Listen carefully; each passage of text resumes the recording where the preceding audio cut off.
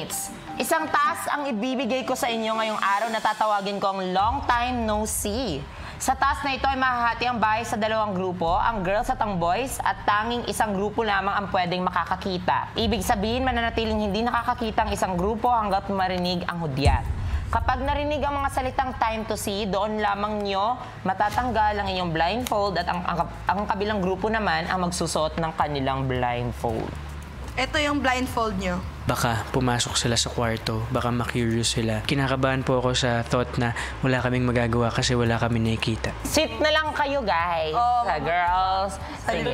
Dito, left. Left. Dahil kabado sa nalamang task, ang boys agad na sinecure ang pinagtataguan ni Charlie at Ralph at ipinaalam sa dalawa ang mangyayari.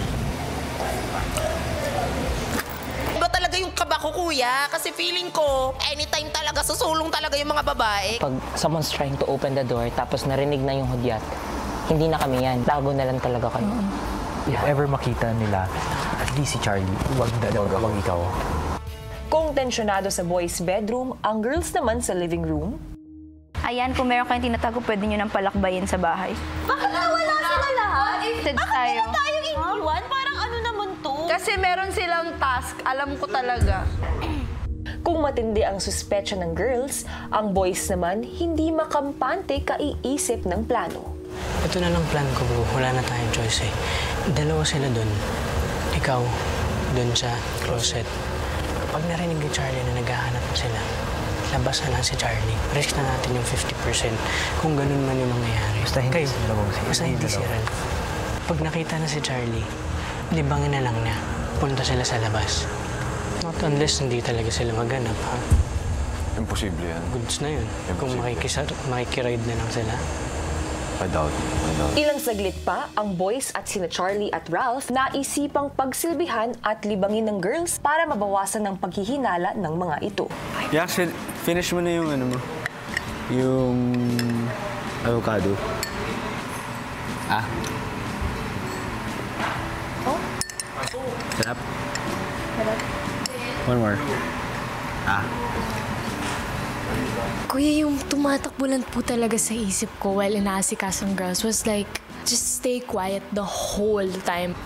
Wala nga akong Aka lang! Promise nga hindi.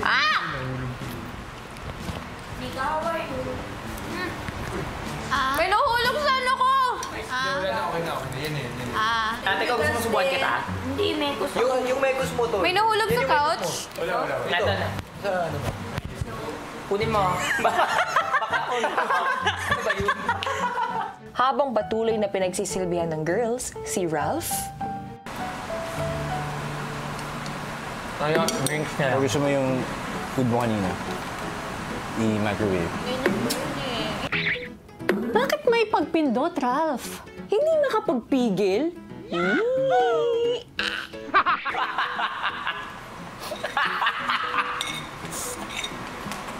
Puti. Familiar yung perfume na yun, ah. Hala! Paamoy? La. Si RDN.